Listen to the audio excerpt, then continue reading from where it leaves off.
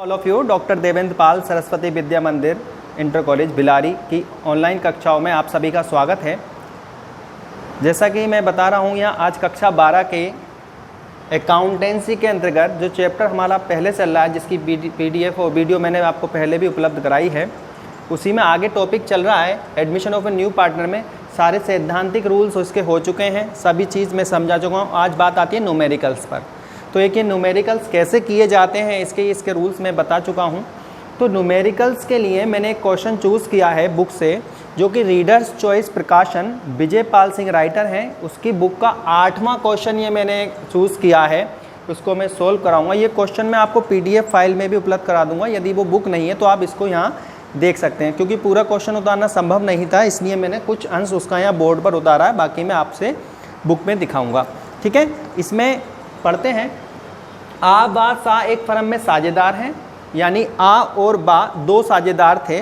ठीक है, पुराने साझेदार आ और बा थे जो व्यवसाय कर रहे थे, और उनका अनुपात 4:3 था, यानी चौथा हिस्सा लेता है आ और तीसरा हिस्सा लेता है उसका बा।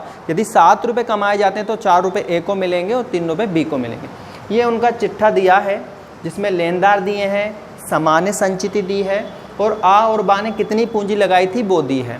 यहाँ संपत्तियाँ दी हैं, हाथ में रोकड़, बैंक में रोकड़, देनदार, रहतिया, मशीन, भवन, पेटेंट्स। ठीक है, ये सारी चीज़ें इसमें दी हैं। अब इस सवाल में जर्नल एंट्रीज कैसे की जाएंगी उसको देखेंगे। इसमें कहा है, इस स्थिति पर सा को उन्होंने साझेदारी में निम्नलिखित शर्तों पर सम्मिलित किया है। यानी एक तीसरा साझेदार आया है सा जो आया है, उन्होंने उसके लिए कुछ शर्तें रखी, जिन शर्तों के आधार पर वो फर्म में सम्मिलित हुआ, और उसे अब फर्म में 1/8 भाग मिलेगा, और वे 30,000 रुपये अपनी पूंजी के लिए लाएगा और 14,000 रुपये अपनी ख्याति के लिए लाएगा। यानी कुल मिलाकर 30,000 तो वो ला रहा है कैपिटल के, और 14,000 रुपये ला रहा है अपने हिस्से की ख्याति के। कुल मिलाकर कितने रुपए लाया वो? 30 और 14 44,000। तो पहली एंट्री हम यही कर सकते हैं। इसका कोई एंट्री का क्रम नहीं है, क्योंकि ये डेट वाइज एंट्री नहीं है, एक ही तिथि में एंट्री है। ये जर्नल की भांति नहीं है कि 1 तारीख में ये एंट्री हुई, फिर 5 में हुई। क्रम इसका कुछ नहीं है। ठीक है, तो मैं सबसे पहले यही कर रहा हूँ। वो एंट्री यहाँ से भी की जा सकती हैं, लेकिन शुरुआत में समायोजनाओं को देख कर ही कर रहा हूँ। यानी कि फर्म में 30,000 रुपये पूंजी के और 14,000 रुपये ख्याति के, कुल मिलाकर 44,000 रुपये आए हैं। तो कैश अकाउंट डेबिट कितने रुपए आए हैं फर्म में? 44,000। 44,000 रुपये क्यों लिखे? क्योंकि फर्म में जो अमाउंट बढ़ी है वो तो 44,000 ही बढ़ी है। अब बताएंगे 44,000 रुपये आए कैसे। तो उसमें बताया है कि टू सीज कैपिटल अकाउंट। सी की पूंजी के हैं 30,000, क्रेडिट में लिखेंगे, और 14,000 रुपये हैं गुडविल के, जिसको लिखते हैं टू प्रीमियम। केवल प्रीमियम भी लिख सकते हैं, केवल टू प्रीमियम भी लिख सकते हैं, लेकिन थोड़ा और बड़ा लिख सकते हैं, to premium for goodwill account 14,000 रुपये। देखिए, फर्म में टोटल कैश जो आई 44,000 आई, जिसमें से सा अपनी पूंजी के रूप में 30,000 रुपये लाता है और ख्याति के रूप में 14,000 रुपये लाता है। तो कैश अकाउंट जितनी आई उसे डेबिट कर दिया, सी की पूंजी सी के नाम में दिखाई, और उसकी ख्याति जो कि 14,000 रुपये लाया है। अब एक बात मैंने जब गुडविल ट्रीटमेंट ऑफ गुडविल समझाई थी, तो एक बात मैंने बताई थी ख्याति के बारे में, नकद लाना, उसके बाद दूसरा टॉपिक था क्या? बांटना। दूसरा था बांटना, यानी कि जो नया साझेदार ख्याति की राशि लाता है वो पुराने साझेदारों के लिए में बट जाती है। क्यों? क्योंकि नए साझेदार के आने से पुराने साझेदारों के लाभ में कमी हो जाती है। तो उसकी पूर्ति करने के लिए पुराने साझेदारों को एक मरहम के रूप में ख्याति दी जाती है। ख्याति की राशि जो 14,000 रुपये लाया है वो ए और बी में उनके लाभ त्याग अनुपात में बढ़ जाएगी। तो बांटेंगे premium for goodwill account debit 14,000 A को भी मिलेगी to A's capital account, to B's capital account. यहाँ पे साझेदारों को क्रेडिट क्यों किया गया, साझेदारों को क्रेडिट उसमें भी और इसमें भी क्यों किया जा रहा है, ये रिवोल्यूशन का ही एक तरह के रूल्स है। क्योंकि पूंजी जो होती है दायित्व होती है, और मैंने बताया था रिवोल्यूशन पढ़ाते समय कि जब संपत्तियों में वृद्धि होती है तो डेबिट होती है, जब दायित्वों में वृद्धि होती है तो क्रेडिट होती है। यहाँ सा की पूंजी में वृद्धि हुई इसलिए सा को क्रेडिट किया। अब ख्याति बटने से ए और बी की पूंजी भी बढ़ेगी तो क्रेडिट होगी। यदि साझेदारों की पूंजी बढ़ती है तो साझेदारों के पूंजी खाते क्रेडिट होते हैं, और यदि साझेदारों की पूंजी घटती है तो साझेदारों के पूंजी खाते डेबिट होते हैं। अब 14,000 को हमें बांटना है। वैसे तो ये सेक्रीफाइस रेशो में बढ़ता, त्याग अनुपात में बढ़ता, लेकिन जब प्रश्न में नया अनुपात या त्याग अनुपात ना दिया हो, क्योंकि नए के आधार पर हम त्याग अनुपात निकाल लेते हैं, तो इस कंडीशन में पुराने अनुपात ही त्याग अनुपात के बराबर माना जाता है, होता ही है, माना नहीं जाता। यदि कैलकुलेशन की जाएगी तो वो उतना ही आएगा। यानी हमें त्याग अनुपात की गणना या तो प्रश्न में दी हो या नया अनुपात दिया हो, जिसकी सहायता से हम त्याग अनुपात निकाल कर गुडविल को बांट सकें। यदि त्याग अनुपात नहीं दिया है तो, या नया अनुपात नहीं दिया है, तो पुराने अनुपात में ही उस चीज़ों को बांट दिया जाता है। बांटते कैसे हैं, 14,000 को ए में से भी ए को भी देना है और 14,000 में बी को भी देना है। देना कितना है, जो इनका अनुपात था, इसका अनुपात था 4 और इसका अनुपात था 3, और मैंने बताया था अनुपात बटे अनुपातों का योग, योग कितना है 7। तो ये आए 8,000 और ये आए 6,000। 7 दूनी 14 और 2 चौक 8, 7 दूनी 14, ये इस तरह। यानी इसको ए को मिल जाएंगे 8,000 और बी को मिल जाएंगे 6,000। ये बाटा ख्याति जब लाई है तो 100% बटेगी भी। बुक में चाहे कहा हो या ना कहा हो, मैंने प्रश्न में नहीं देखा, चाहे अगर वो लाया है तो बटनी ही है, ये 100% नियम है। कब, जब लाया है तो बटेगी भी। लेकिन निकालने वाली बात और मैंने बताई थी कि साझेदारों में बट तो गई, बटने से इनकी पूंजी भी बढ़ गई। अब ये फर्म में रखना चाहते हैं या नहीं रखना चाहते हैं, यानी फर्म से निकाल लेते हैं या नहीं, ये बात प्रश्न में बताई जाती है, देखते हैं है या नहीं। प्रश्न में इस तरह की कोई बात नहीं लिखी है कि साझेदारों ने, पुराने साझेदारों ने ख्याति की राशि निकाल ली, ठीक है, यानी अब ये इसकी एंट्री इतनी ही होगी। अब उसके बाद साझेदार फर्म में प्रवेश कर गया, पूंजी ले आया, ख्याति ले आया। अब जो पुराने साझेदार हैं वो अपने लाभों और हानियों को बांटेंगे ताकि उसका हिस्सा सा में ना पहुंच जाए। तो हम पहले चिट्ठा देखते हैं कि इधर कोई हानि तो नहीं है, इधर कोई हानि नहीं है, यानी हानि नहीं बटेगी। हानि होती तो साझेदारों की पूंजी कम होती, तो वो साझेदार डेबिट होते। यहाँ पर देखते हैं, यहाँ पर एक चीज़ दी है, ये सामान्य संचिति। सामान्य संचिति जो होती है वो बचा हुआ लाभ होती है, पिछले कई वर्षों का बचा हुआ लाभ सामान्य संचिति कहलाती है। तो सामान्य संचिति जो है एक लाभ है, और लाभ जब पुराने साझेदारों में बढ़ेगा तो उससे उनकी पूंजी खाते बढ़ जाएंगे, और जब पूंजी खाते बढ़ेंगे तो मैंने अभी अभी बताया था कि उनकी पूंजी क्रेडिट हो जाएगी। यानी कि अभी लिखेंगे डेबिट को to A's capital account, to B's capital account. यहाँ पर भी दोनों की पूंजी क्रेडिट हुई है। क्यों? क्योंकि लाभ बटने से इनकी पूंजी बढ़ जाएगी, इसलिए जैसे यहाँ प्रीमियम गुडविल बटने से बढ़ी थी, वैसे ही यहाँ लाभ बटने से बढ़ जाएगी। तो जो हमने बांटा है, क्या बांटा है, सामान्य संचिति, तो सामान्य संचिति को डेबिट कर देंगे। जनरल रिजर्व अकाउंट डेबिट कितनी है, 7,000। 7,000 है तो 7,000 मतलब 4 और 7 के हिसाब से बढ़ जाएगी। 4,000 इसको मिल जाएगी और 3,000 इसको मिल जाएगी, ठीक है। ये तीसरी एंट्री हुई है लाभ बटने की, और कुछ चिट्ठे में नहीं था जिससे इसको बांटा जाए। नगद लाया, पूंजी और ख्याति, ख्याति की राशि को बांटा, और चिट्ठे में जो भी लाभ या हानि दी थी, हानि नहीं दी थी, लाभ ही लाभ दिया था, उसको हमने बांट लिया।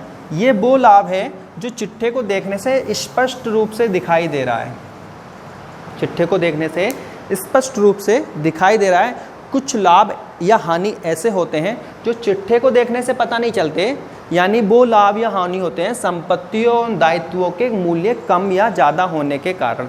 मान लीजिए कोई मशीन 60,000 की इसमें दिखा रहे हैं, ये पिछला चिट्ठा है जैसा भी है, तो 60,000 की जो वैल्यू है, आज मशीन पूरे साल चली होगी तो हो सकता है उसकी वैल्यू या तो मार्केट में बढ़ गई होगी या घट गई होगी।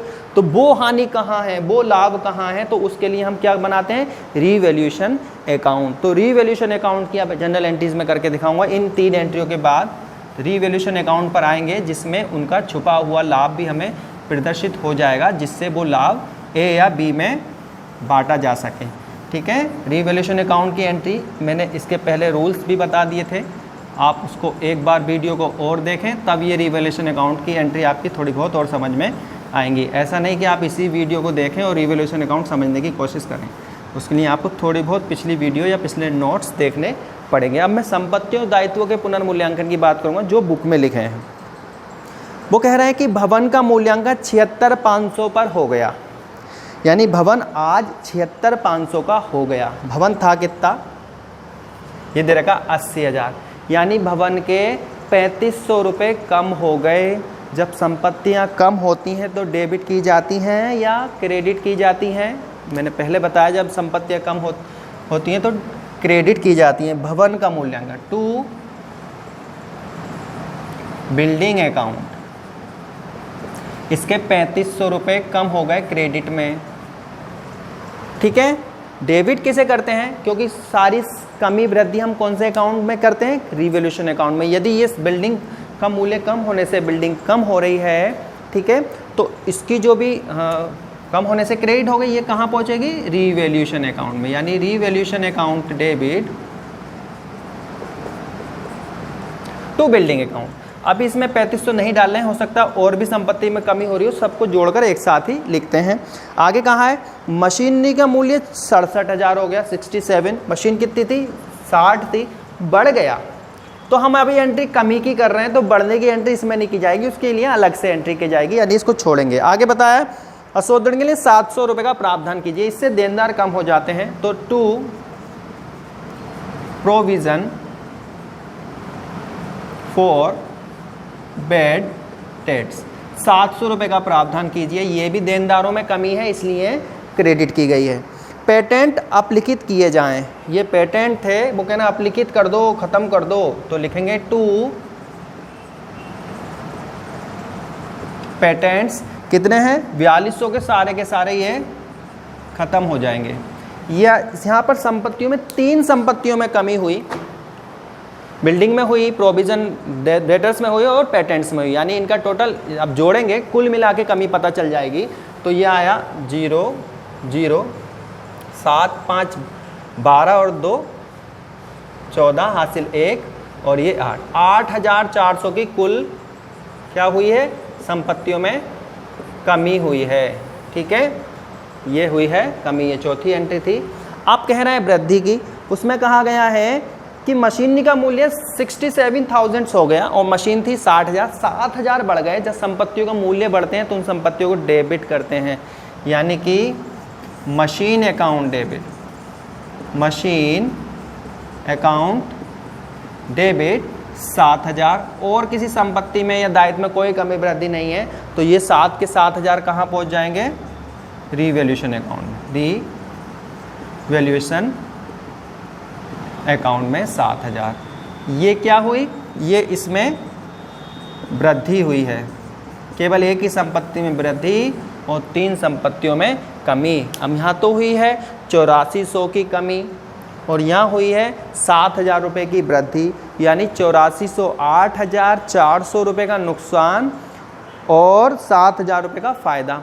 तो दोनों को इसमें करते हैं, मर्ज करते हैं, तो हमें पता चला कि 1,400 रुपये का हमारा नुकसान हो गया, 1,400 रुपये की हानि हो गई, क्योंकि 7,000 का फ़ायदा भी है, 8,400 का नुकसान है, तो 1,400 रुपये की हानि हो गई।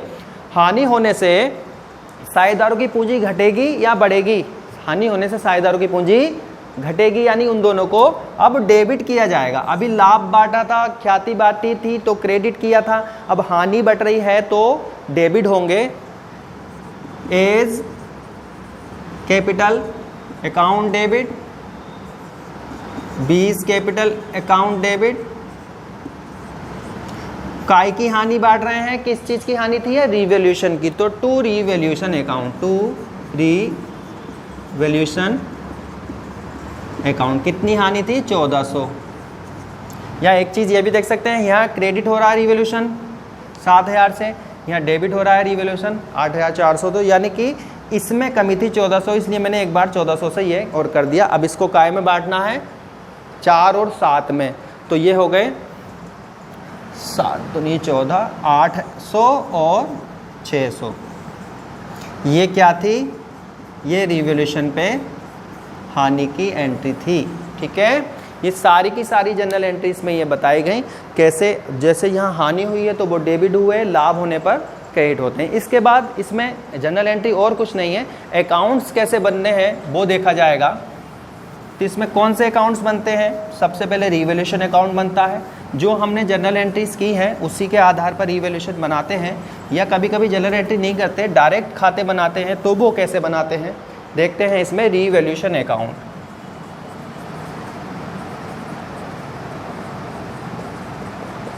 किसी भी खाते के दो पक्ष होते हैं, डेबिट और क्रेडिट।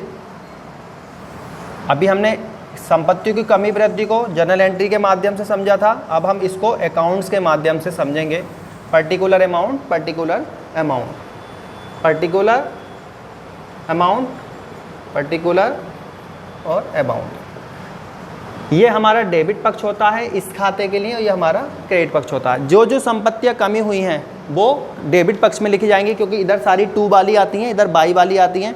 क्या कह रहे थे? भवन का मूल्य कम हुआ, टू बिल्डिंग अकाउंट। देनदारों का मूल्य कम हुआ था, टू प्रोविजन फॉर बीडी। और पेटेंट का मूल्य कम हुआ था, टू पेटेंट, टू पेटेंट्स। तो बिल्डिंग कितनी कम हुई थी? 3500 की। डेटर्स कम हुए थे 700 के, और पेटेंट कम हुआ था 4200 का। और यहाँ मशीन, ये तो सारी संपत्ति बड़ी क्रेडिट कम क्यों हुई है? क्योंकि कम हो रही है। जब संपत्तियाँ कम होती हैं, कमी होती है, तो क्रेडिट की जाती है, मैंने की है। उसके बाद मशीनरी बढ़ रही थी, बाई मशीन या मशीन अकाउंट 7000। तो इसका टोटल हमने देखा 8400 आ ही रहा था, इसका टोटल आ रहा था 7000।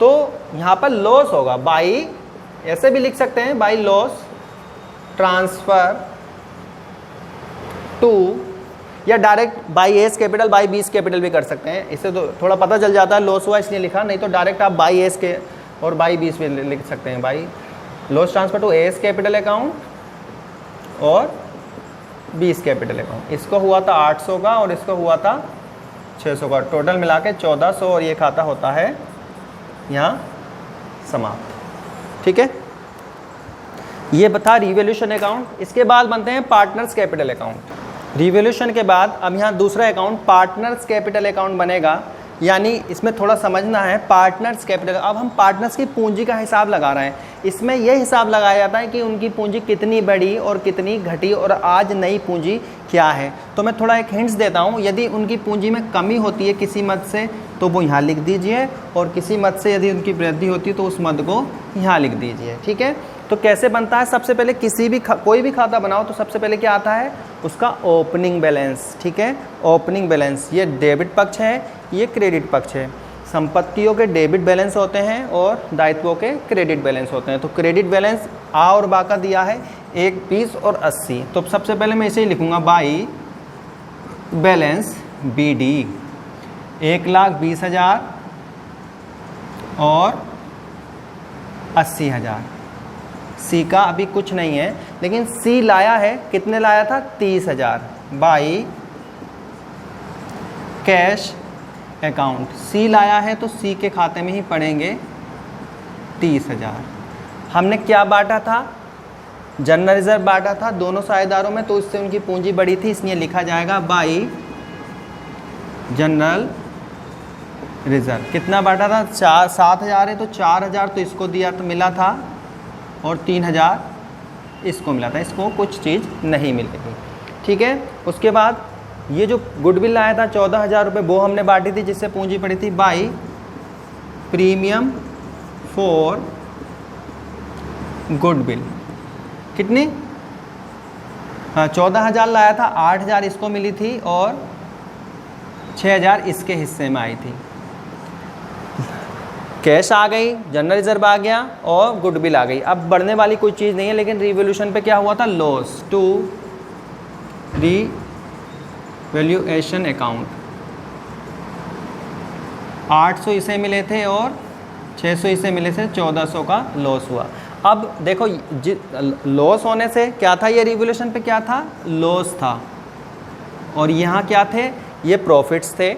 तो इससे इनकी पूंजी बढ़ी इसलिए वहाँ लिखा, इससे इसकी पूंजी घटी इसलिए यहाँ लिखा। अब कोई ना तो कोई मत घटने वाली है ना कोई बढ़ने वाली है। तो आज की डेट में इनकी पूंजी कितनी है वो कैलकुलेशन, ताकि नए चिट्ठे में उस पूंजी को दिखाया जा सके। तो यहाँ जोड़ लेंगे इनको। तो सा का टोटल तो पूरा 30,000 ही है, इसका टोटल है 89 और इसका टोटल है 120 और ये 132। ठीक है। अब यहाँ पर हमें बैलेंस निकालना है, तो टू बैलेंस CD टोटल आमने सामने आता है किसी भी अकाउंट का, उस वाले टोटल में से घटाना। सी का तो कुछ नहीं था, तो सी का तो 30,000 पूरा आ गया। यहाँ 89 में से 600 चले जाएंगे तो 88,400 बचेंगे। ठीक है। उसके बाद 132 में से 800 चले जाएंगे तो 1,31,200 बचेंगे। ये इनकी आज की पूंजी है और इन दोनों का टोटल बराबर हो जाएगा। अब जो बैलेंस शीट बनेगी वो नई पूंजी के आधार पर बनेगी। ठीक है। बैलेंस शीट भी देखते हैं हाथ के हाथ। पूंजी खाते में ये व्यक्तियों का पर्सनल अकाउंट है, और जब व्यक्तियों के खाते बनते हैं तो कोई सा भी खाता हो, व्यक्तियों से कितना लेना है कितना देना है और आज की डेट में उस पर कितना है, यही कैलकुलेशन की जाती है। यहाँ बैठेंगे आप बैलेंस शीट, यही खाते बनते हैं। कभी कभी बुक में कह देता है कि कैश अकाउंट और बनाओ, वो कैश अकाउंट जब बनता है जब अधिक लेन देन होते हैं। मैं समझा दूंगा आपको, ये PDF में भी मिल ही जाएगा। यहाँ पे पक्ष होता है liabilities, amount, assets, amount. Book में दिया था, क्या दिया था, लेनदार, कोई असर नहीं पड़ा, पूरा का पूरा ऐसे आ जाएगा। क्रेडिटर्स कितने हैं, क्रेडिटर्स 27,200। सामान्य संचिति बांट दी थी, वो खत्म हो गई, पूंजी में जुड़ गई है। हाँ, इनडायरेक्टली इसमें जुड़ के वो इसमें आ गई है, डायरेक्ट नहीं लिखेंगे। कैपिटल अकाउंट और देखेंगे आप, कैपिटल कितनी है, ए की है, बी की है और सी की है, जो कि अभी अभी आई है 1,32,200, 1,31,200। दूसरे क्या आई थी 88,400 बी की, 88,400, और तीसरे की आई 30,000। इधर का पक्ष कंप्लीट हो गया। दूसरी तरफ जब हम लिखेंगे तो संपत्तियों में क्या वृद्धि क्या कमी हुई है वो देख के लिखेंगे। सबसे पहले था कैश। कैश बुक में दी है 1500। 1500 में 44,000 वो जोड़ेंगे जो नया सहायता 30,000 ख्याति के और 14,000 गुडविल के लाया था। तो ये कितने हो गए, 44 से 45,500 हो गए, 45,500। बैंक, जो बैंक में रोकड़ उसकी पड़ी है 28,500। बाकी की वो संपत्तियां जिसमें कमी वृद्धि हुई है। डेटर्स, डेटर्स बुक में दिए हैं 30,000 के दिए हैं। इसमें कितने प्रोविजन बनवाया था, 700 का प्रोविजन बनवाया था। तो कितने बचे, 29,300। उसके बाद स्टॉक, स्टॉक में कोई कमी वृद्धि नहीं थी, स्टॉक उतना ही था, तो स्टॉक में कोई गड़बड़ वो नहीं होगी, कमी वृद्धि। ये पूरा का पूरा 30,000 स्टॉक यहाँ पर ऐसे आ जाएगा। उसके बाद मशीन, नए मूल्य पर लिखेंगे, जो इसका नया मूल्य था, जिसमें कि कितने बढ़ गए थे मशीन में, मशीन का मूल्य 67,000 हो गया, पहले 60 था, तो डायरेक्ट बढ़ी हुई कीमत लिखेंगे मशीन के बाद। अगली है बिल्डिंग, बिल्डिंग है 80,000 की। और लास्ट में पेटेंट्स जो कि ख़त्म कर दिए गए थे वो इसमें नहीं आएंगे क्योंकि वो ख़त्म कर दिए। इस तरह इसका दोनों का टोटल यदि बराबर आता है तो सवाल ठीक है, अन्यथा सवाल कहीं ना कहीं कुछ गड़बड़ है। ठीक है, तो इसका टोटल आप लोग करके देखना। ठीक है, आगे मिलेंगे किसी नेक्स्ट वीडियो में नेक्स्ट क्वेश्चन के साथ। आज के लिए इतना ही, धन्यवाद।